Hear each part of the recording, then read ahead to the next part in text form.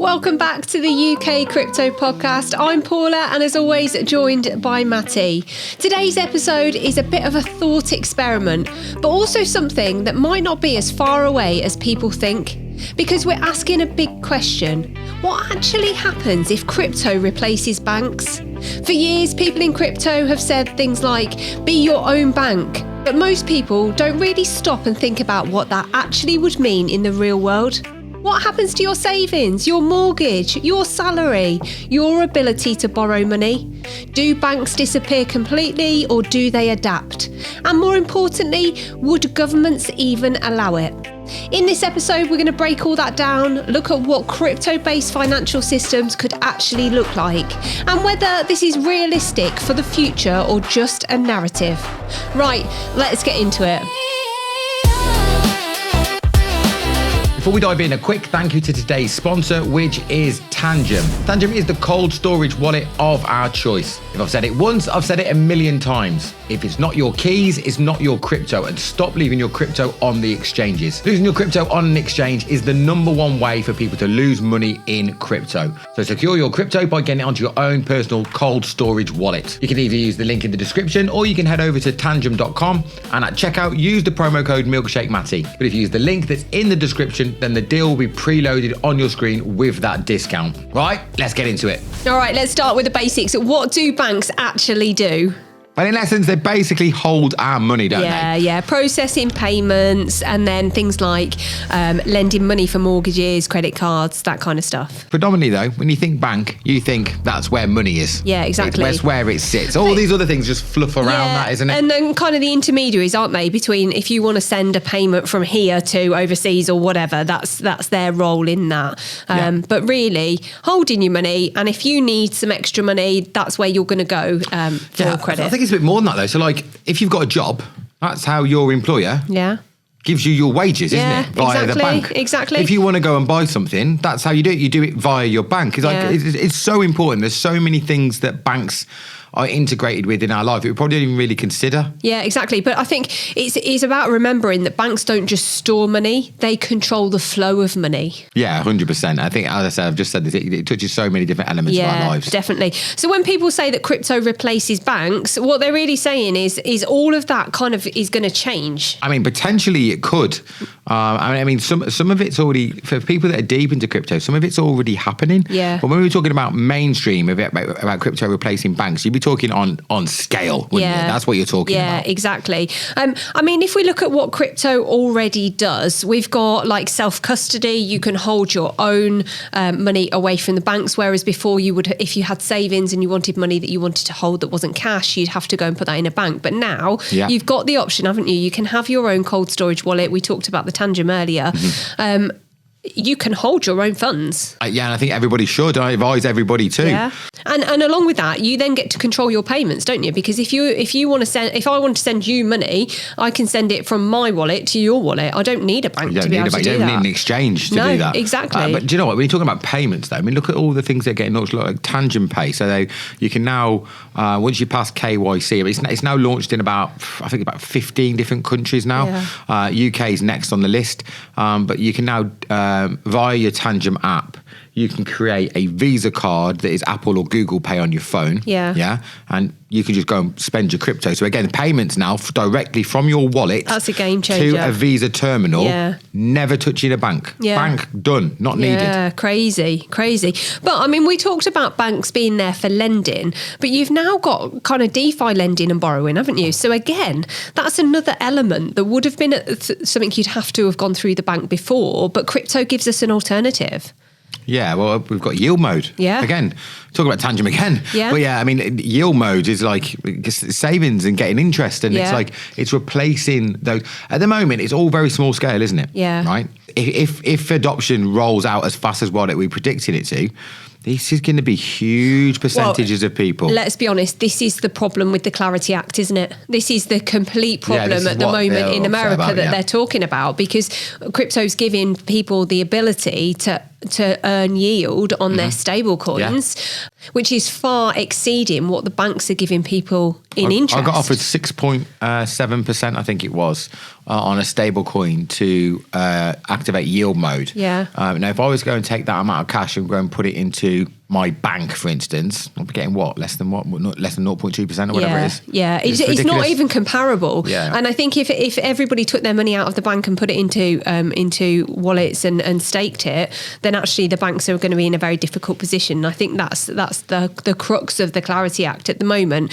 But I mean, kind of going back to what crypto offers at the moment, we've got stable coins that are acting like digital cash.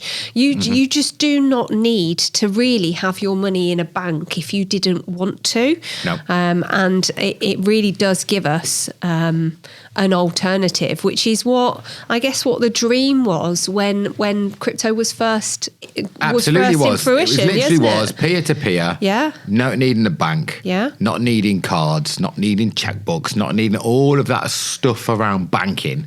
And now that is slowly becoming a reality, just with more centralisation. Yeah, exactly. But I mean, crypto, we talk about international payments through the banks. They take days to arrive. If I'm going to send you something, it doesn't matter whether you're sitting next to me on my crypto wallet, if I'm going to send it to your wallet, or if you're the other side of the world, it's going to arrive in the same amount of time. Minutes. Yeah, depending on the blockchain. Yeah, exactly. If you're on the XR, if you're sending XRP to XRP, then it's seconds, isn't it? Yeah, but what I mean is that's going to take the amount of time it takes, no matter where you are.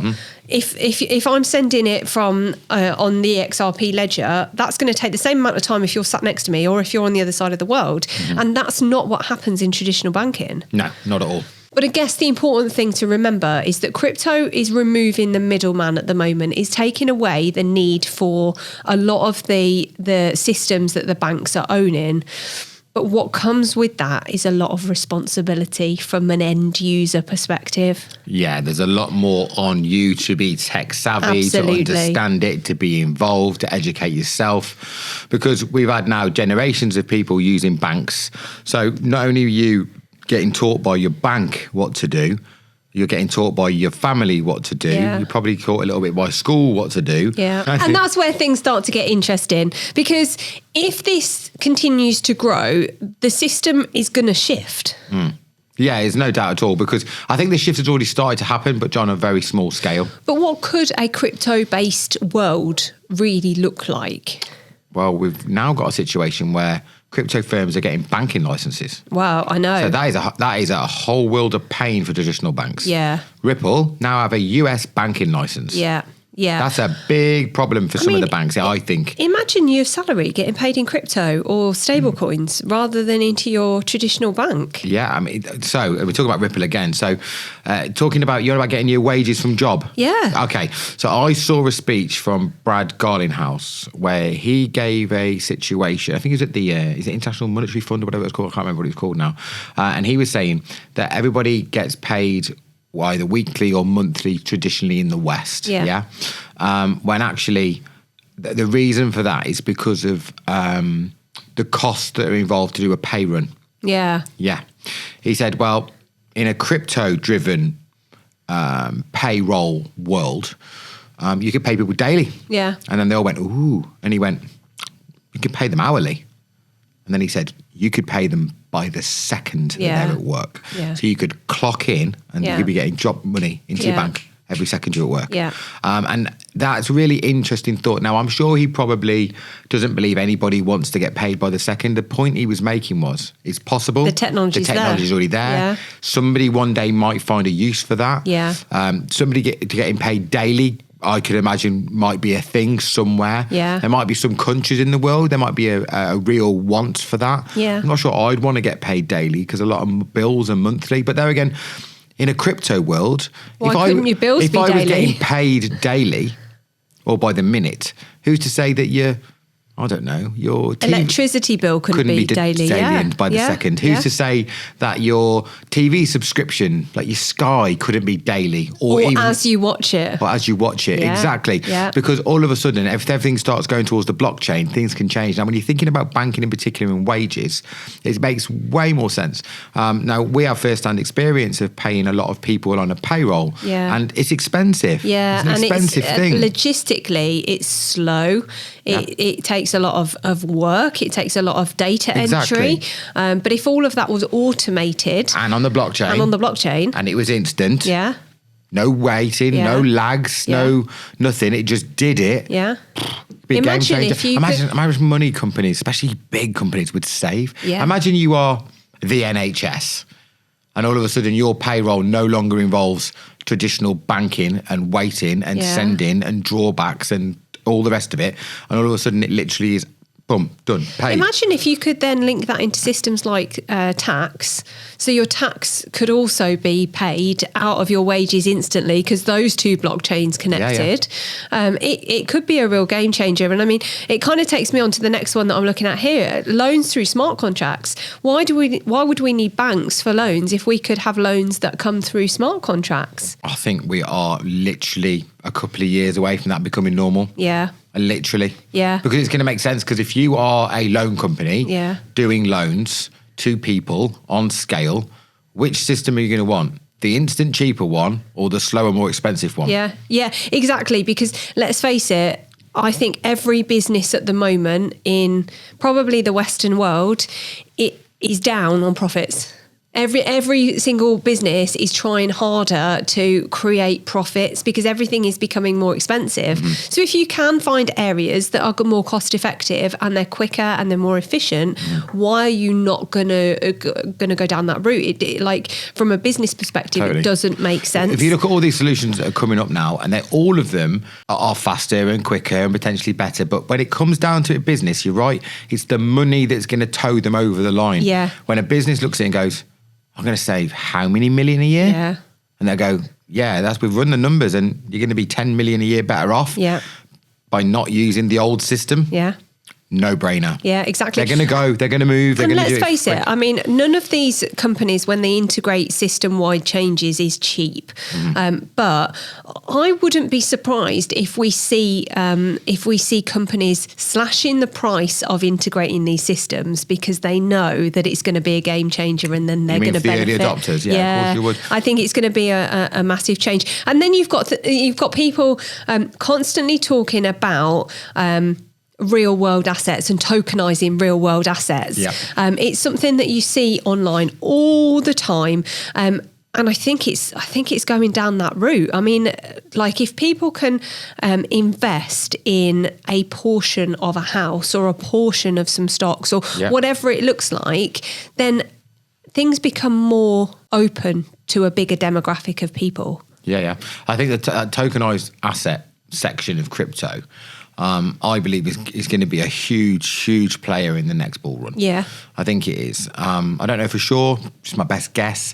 I think it's going to have a big say in what's going on. I think you are going to see some tokenized assets. They're going to really stretch their legs. Yeah. Because the potential of it is just so huge. Yeah, absolutely. And I mean, you saw it with things like NFTs when that kind of was massively popular. I think it's less so now. But you've got all sorts of assets being tokenized. You've got diamonds being tokenized. You've got website domains being tokenized. And I think it is endless. You can literally tokenize. Pokemon cards. Yeah, you can tokenize anything. And I think it just gives people more investment opportunities. And the more people are using blockchain, the faster I think that will then start to be integrated, because when people are using this tech, the businesses behind this are going to be looking at every one of those people as the next opportunity, because all we need to do, in my opinion, is get people used to crypto, used to blockchain, and then all of a sudden you're in, aren't you? Yeah, totally. I think what will happen is when it comes to replacing the banks, or the potential of replacing the banks, you'll see some big named companies that will make a jump and the rest will just follow. Yeah, exactly. They're probably just there's probably already conversations happening at major organisations going, we don't want to be first. Yeah. Yeah, and I get that, because first to market is always difficult, isn't it? Because there is always that fear of what happens if it all goes wrong. But I think from an end user perspective, would people really want the responsibility? Well, this is the thing, isn't it? So I'm comfortable with self-custody, right? I advise everybody, even beginners in crypto, to self-custody, because the number one way to lose your crypto is by leaving it on exchanges. Yeah. Either you've got done by a hack, you've been done by a phishing scam, or you've accidentally leaked your login information to the exchange and then bosh, they've taken everything. Yeah. So it is the number one. So you know that you are safer if you have it on a cold storage wallet. However, with a cold storage wallet comes some responsibility.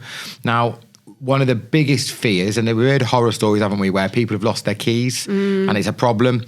But with modern day cold storage now, you've got options. So even like with Tangem, you can either go the keyless route or with the keys. So there's a choice now. Yeah. So I think the cold storage wallet providers are realising that actually people want the self-custody, but some people are a bit nervous. Yeah, and so how do you make it more user-friendly as well? Because I think cryptos, particularly in the early days, like when you were buying it on 4chan, it was complicated. It wasn't super easy to go and do that. No, not at all. Really complex. The more user friendly this becomes, the less worried I think people are going to be about it. But I guess that there is the element of, well, there's no customer support like there is in a bank.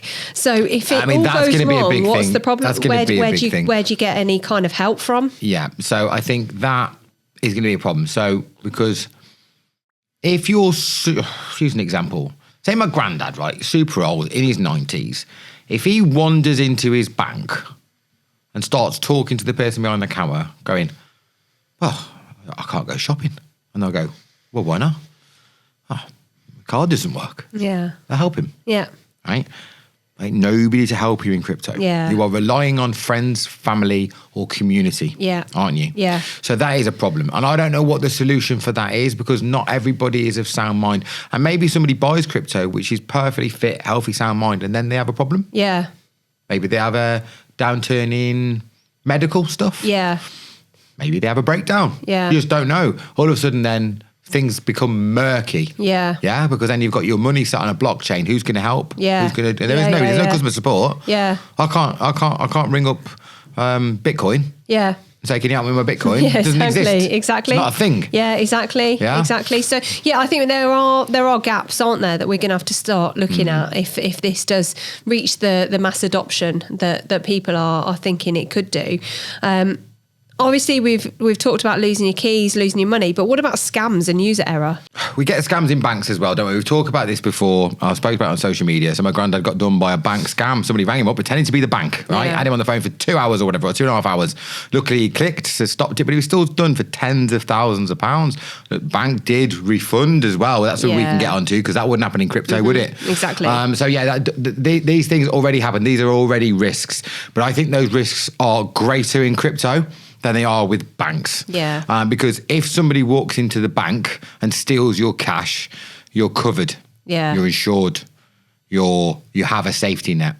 If somebody walks into wherever and takes your exchange down, if you've got it on the exchange, you're not covered. Yeah. You're not insured. Which is why I'm talking about cold storage wallets, right? Yeah. It's the same as if somebody has your cold storage and takes it and they've got your keys. There's no comeback. Yeah. It's done. It's gone. Yeah. It's gone forever.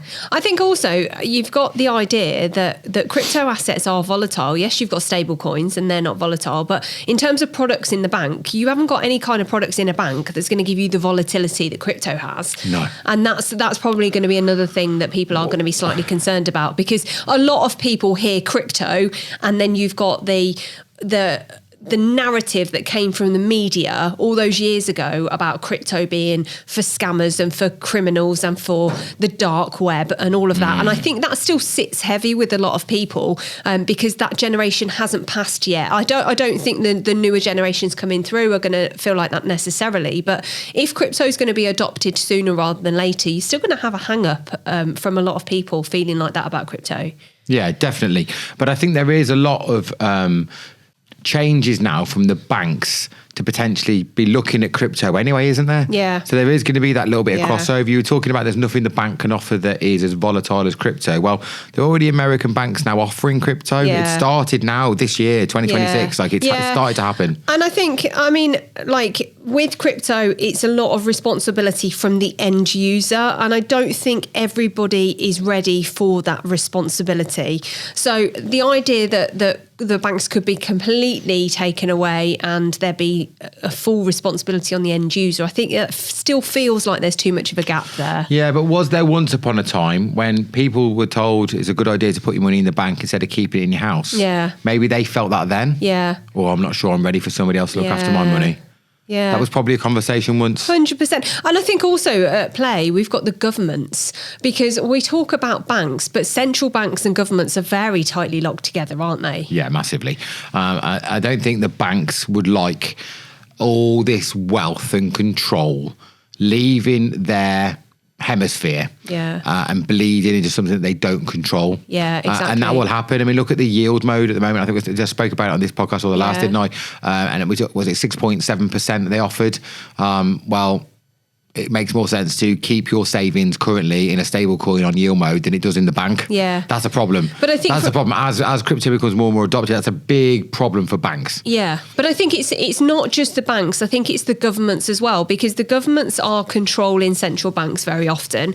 The governments rely on that control of money coming in and out of countries. Yeah. And then you've got to look at how that then links into things like taxing people and all of those kind of... How would the government have any information about the money flowing in and out of their countries if everything was on independent cold storage wallets? Yeah, it would be a big problem for them. And you know, it's not just about that. Did you know when they try and stimulate the economy and stuff, like when they turn on the money printers? Yeah. Well, what happens when the government's not in charge of the money printers? Because there's different people, privately owned blockchains, creating stablecoins. Yeah. They're no longer in charge of the money flow. That's a big problem. I'm going to try and work on a little project for that, to make a YouTube video out of that. Because actually, I think it's an interesting topic to go down, because all of a sudden, when the Fed in America, them turning on the thing makes a very little dent, because there's so many stable coins now. Yeah. That's an interesting angle to look at. Absolutely. And I think you've got then potential restrictions that could come on self-custody. And how is that going to be integrated? Is there going to be a mandatory requirement for reporting? Can it be enforced at scale? I don't know. So I saw somebody suggest about a week ago that they think that one day governments might ban self-custody because it's so dangerous for them, because it's takes away their power. Yeah. Now, one of the reasons I like self-custody is because I am 100% in control. Yeah. One of the reasons the government and the banks might not like self-custody is because you're I'm 100% in control. Yeah, exactly. So exactly. That's a future problem. Now, I don't think they would ban it completely, but I understand why that person made that YouTube video. It was a Brit as well. It was a Brit that made that video, and I watched it and I thought, I'm not sure. And I thought, I get it though. I get why he's making this video. Yeah. Because see, if I was in charge of advising the government on crypto and my sole purpose was to protect the government, I think I might say it. Yeah. And I think it leads on to where the governments are all heading at the moment, and that's the rise in CBDCs. Yeah. Because you've got some really great technology with blockchain, and I guess there is an argument, if you can't fight it, should you be in it? I don't know what you mean. Well, if they can't stop crypto, then they should probably embrace it. Get involved in it. If you can't beat them, join them. Yeah, exactly. Yeah, I think exactly. we're at that stage, and Americans are definitely at that stage, aren't they? Do you think that's where we're going to create this kind of hybrid system between the two? So you've got TradFi, you've got DeFi, and it's going to merge. Definitely, we're already seeing it happening. When you've got Ripple, which is a crypto firm, getting a banking license in America, that is a complete blur of lines. Yeah. Now, I should imagine their plan is only to offer banking solutions to institutions. That's only a short step. Yeah. It's a very short step. And then you've got banks, even here in the UK, piloting using blockchain technologies. We spoke about it on a previous episode. Barclays. Where we've got we've got Barclays, and they are trialing smart contracts around mortgages. Yeah. So I think there is green shoots to see that some of this is starting to be integrated. Yeah. And if I'm honest, I think the tech is too good for them not to do it. And I mean, we could end up with a world where if the banks don't want people using exchanges to buy and to trade, could the banks be starting to offer some of those? Would people feel safer if they could buy their crypto through their high street definitely the bank? way forward. I've talked about this so many times. For a bank to offer custody of your crypto, I'm not sure I'd be interested in that. But a huge number of people would be. Absolutely, because we've been conditioned to trust the banks now. The banks are where we hold our money. There's not a lot of risk in using a bank, and it's regulated. So if you were investing crypto through a bank, you would hope then that they're going to have similar regulations to if you're holding your normal day-to-day savings. So you're now insured. Not insured is the wrong word. You're now covered, aren't you, per bank account in the UK for £106,000. Yeah, it's increased, hasn't it? Yeah. It's gone up. It was 80 odd, but it's 106. So there is an argument for that, isn't there, to spread risk from not just self-custody, if that was available. So if your bank said you can give us 100 grand or whatever you wanted to put in, and you know then that in the event of an absolute disaster, at least that bit would be covered. Yeah. That's sensible. Now, there are some people that will go, well, actually, I want all my crypto to be custodied by the bank. Yeah. And I think it'd be a huge take up on it. Yeah. I think it'd be massive, actually. Yeah. But I wonder whether or not this blockchain technology is going to be integrated and the average person is just not going to have any idea it's got anything to do with crypto. Because yes, the banks can start offering crypto as part of your investment portfolio. Yes, we're going to have pilots all to do with CBDCs. That's going to happen around the world. Europe is anticipating that their pilot's going to either be this year or next year for some kind of digital euro. So we're going to see that. And I think that's going to feel different to the end user because potentially they're going to have a different currency to start using. But when it comes to things like smart contracts, if that was integrated into you being given a mortgage or your payments are running on faster rails because they're using blockchain technology, do you think the end user is going to have any real idea that it's even related to crypto? No, I don't think so at all. I mean, are they going to know that, for instance, their tax is being monitored via blockchain, that type? They're not going to know, are they? It'll be seamless. When they want to send money to their friend to pay for dinner from last night, are they going to care how it happened in the background? No, they're just going to go, I press send, they received it. Yeah. They don't know what system is used. They don't know if it was using the Swift system or a blockchain. They haven't got a clue, and it'll happen in the background slowly. Yeah. And I think that this stuff will. It takes a while to do the pilots. It takes a while to do the testing, but I've got a real sneaking suspicion that once this is in, that change and that adoption is going to happen really, really quickly. Yeah, totally agree. So basically, what we're trying to say is that instead of it being like a full change of crypto replacing banks, that it's going to be this hybrid version. That's pretty much what you're saying. Yeah, I agree with that. So. I think there's too much money in banking. I think the banks are too powerful. I think they've got too much say, or the governments have got too much say over the banks for them to just step back and go, okay, we're going to allow these private crypto firms to just control the global financial system. I don't think that's going to happen. And I think that there's too much money from the banks. And let's be honest, I feel like the world is all about power and control, and whoever controls the money controls the power. Yeah. So I think for banks to completely step away, I just can't see that happening. So I think they're going to have to integrate it. I think actually with the form of crypto and the way it's been going with things like yield mode and allowing people to get a better return, maybe it's going to push for banks to be better. Maybe banks need to be better than they are. So there's something that I saw on a YouTube video. It was actually a hashtag Brady video, right? And it really got my brain thinking because he just made a really flippant comment. And I thought, he's right. So what he was saying was he wanted to go and get $5,000 out of the bank. And he was like, what a performance is it going to be? Because I tried to get $5,000 out the other week, and it was literally, why are you taking your money out? I was like, what's it got to do with you, kind of thing. It's my money. I'll take it out if I want to take it out. Yeah. He said, and the lady was like, because I like to know what you're doing with it. And he said, mind your own business. He said, I did it with a cheeky face and that. But she actually then explained it to him. And she said to him this. She goes, if everybody that has a bank account comes to us today and asks for $5,000, we don't have enough money. Yeah. There's not enough money here. Yeah. And if everybody came here to withdraw all of their money, the bank would collapse. Yeah. And that's what she said to him. Yeah. And he was just making the point about you have to book an appointment now for anything above $5,000 with that particular bank. Yeah. And it started making me think, you know what? When you have countries, when they have problems, like it happened in Argentina recently. Yeah. I should imagine they probably had problems in Venezuela recently as well because of what was going on. Iran. Yeah. Banking system. Yeah. Big problem. Yeah. Yeah.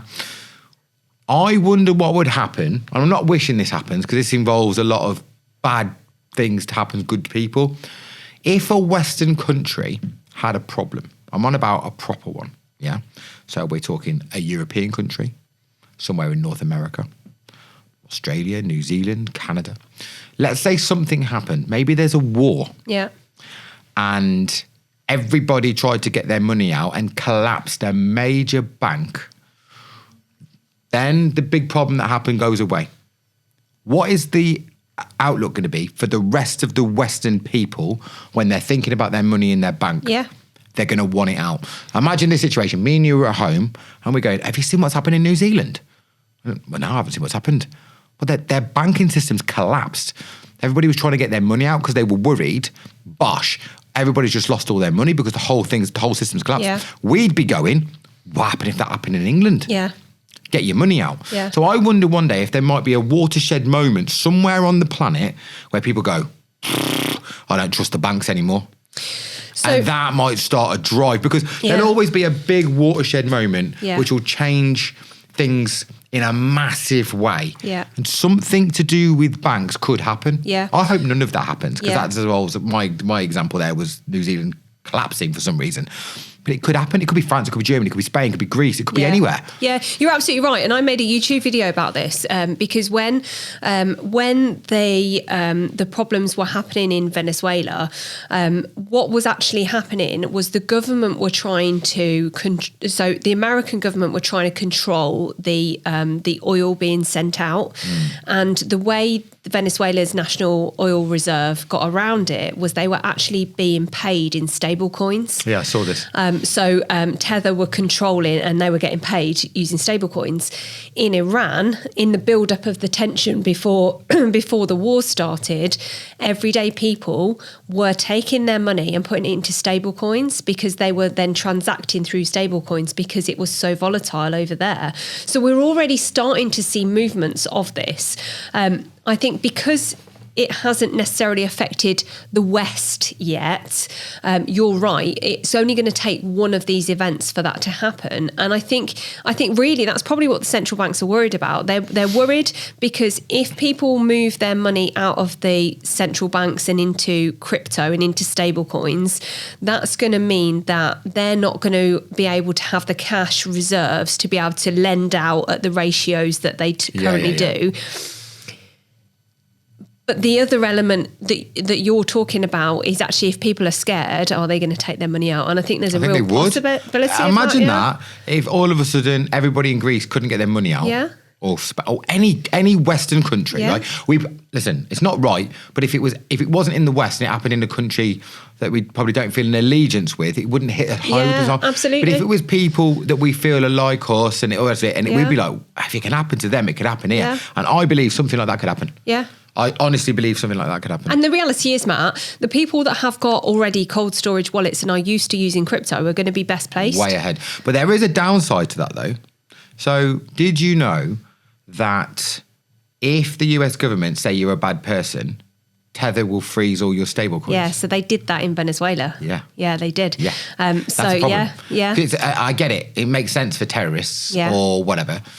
What about when they decide it's not for terrorists, it's just for people that don't agree with your government? I know. Do you know what I mean? I know. So yeah, that element of control, because there is, there's a little part of me locked in me in somewhere which is quite anti-establishment. Yeah. I think I've kind of grown out of it as I've got older. Yeah. But that is still somewhere inside of me, and that makes me feel a bit uncomfortable. Because I get it. Because, yeah, it's okay targeting terrorists now or potentially like really, really, really high-level bad people.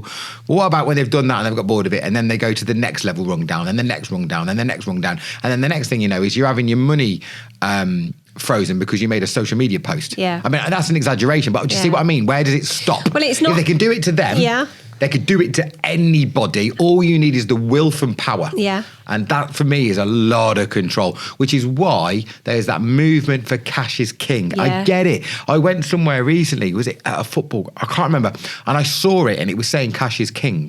And it had a little joke underneath. It said, this is not about tax avoidance, it's about liberation. Yeah. And I was like, whoa, what a sign that was at the till. Well, because the other argument around this whole CBDCs thing is that if you have CBDCs and the government can monitor what you're spending, and all of a sudden, I'll use this example, they don't want you to buy any more beef because it's not, you've reached your carbon footprint limit. Beef. And then you I go, love beef. And then you go and buy more. Are you going to be Are you going to be taxed more because you've made certain purchases? And really that could happen because blockchain is absolutely awesome. But it's very transparent. There is no hiding from it. Every single transaction is available for the whole entire world to see. So you can't hide when you start using the blockchain. And I think that's probably something to bear in mind when we're thinking about this transition. Imagine the government deciding how many drinks you can have on a night out.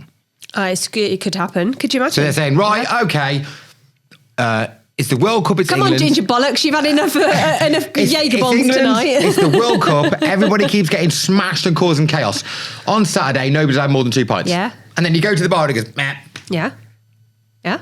Because that's easily programmable. Well, exactly. Piece of piss. Because they already kind of do that in certain elements, don't they? You go to the football, you can't get a drink past half time. Yeah. You go to the football. Sometimes some of the pubs around that area are closed, and you're not allowed to buy any alcohol, or you're not allowed to go into a shop and buy alcohol. Yeah. It's just the next level, isn't it? Yeah, exactly. Because they could justify it that way. Yeah. Well, actually, it's Derby Day. It's Wolves versus West Bromwich Albion. Last time there was loads of trouble, so we're not going to let anybody that's got a season ticket or got a match ticket or got a history on the blockchain of buying football tickets buy a beer that day. Yeah.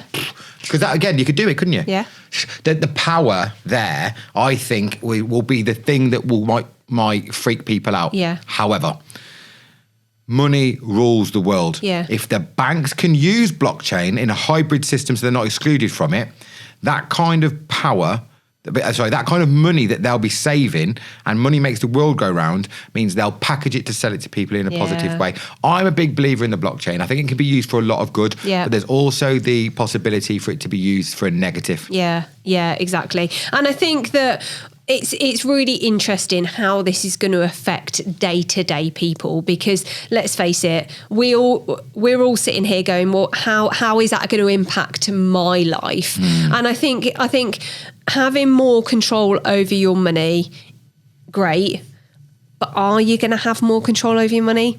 Not sure. You're definitely going to need more responsibility over your money than what you currently do. Well, I think in today's world, even if as long as you've got cryptos that can't be frozen, then you have got, and you're in self-custody, you are in full control. Yeah. And as long as you've got those keys, ain't nobody can take it off you. Yeah. It's about if you're using particular tokens which are controlled, which have already got agreements to be able to, like USDT. USDT can be frozen at any time as soon as the government asks them to.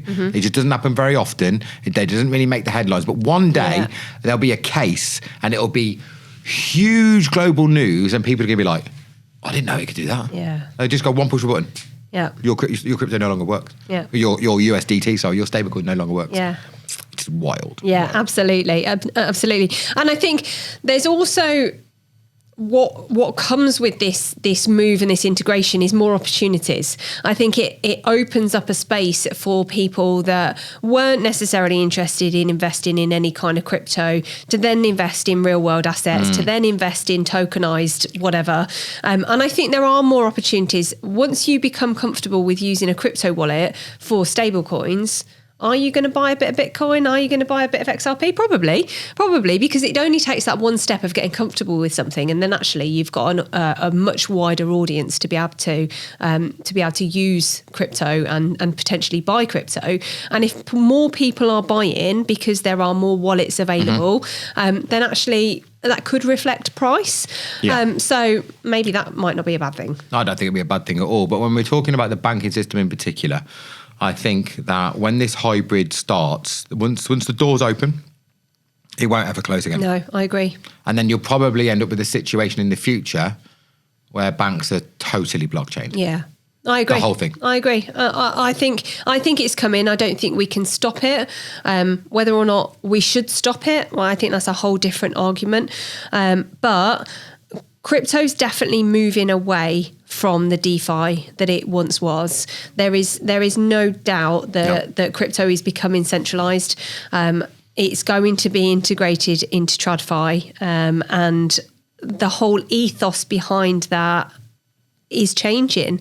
Whether there will be pop-up little subcultures within crypto that will still try and be DeFi, probably, but I think the majority of it is moving down that centralized route. Yeah, I totally agree. So I think we're in agreement, aren't we? Yeah. That there's going to be a hybrid version of banks and crypto all mangled together. Mangled. Is that not a word? Completely mangled. Mangled is definitely a word. It's definitely a word. I like it. Good. Okay, so that brings us back to the original question. What happens if crypto replaces banks? And the truth is, it probably doesn't replace them completely, but it's going to absolutely change them. The banking system is not going to look the way it looked before. I think ultimately it gives people more control. I think we've had a really good argument that it also gives the banks really a lot of control. Yeah. But I also think it does. I think when they give in one hand, they can take with the other. Yeah, exactly. I think it gives people more options. I think it forces the very old-fashioned traditional financial system we've got to evolve. And if that can evolve in some positive ways where people can be earning more interest on their money, or it gives people more opportunities to invest in other things that are going to give them better returns, that's got to be a good thing, hasn't it? I think that the opportunity for people to have more control, to earn more money, to earn more yield, to earn more money on their savings is massive. Yeah. It's more about trusting the people in power in the future, not to abuse the position they're in, to have extra control over people. Yeah. And that'll be about whatever countries whatever country you live in. For us, in the UK, about the people that we elect, because there's definitely potential for a power grab there. Yeah. And that power grab in the hands of the wrong people could be horrible. Yeah, I completely agree. But I think things are shifting. And I think the people that are going to benefit the most from these shifts are the ones that understand it early. Oh, definitely. I think those are ahead of the curve. They're going to be in a good position, no doubt at all. 100%. I think that was a nice way to end this. I appreciate you, Paula. Thank I've you. Really enjoyed today's episode. I appreciate everybody else that's been watching as well. Please make sure you make sure you subscribe. If you're watching on YouTube, look below. If there's a hype button, press that hype button. It's 100% free to press, and it gives this channel an algorithm boost. And don't forget, Friday, 7 p.m. UK time, we've got new episodes dropping every single week. So if you're not already subscribed, make sure you are. You can also access all of the episodes on Spotify. Thanks again, and we'll see you on the next one.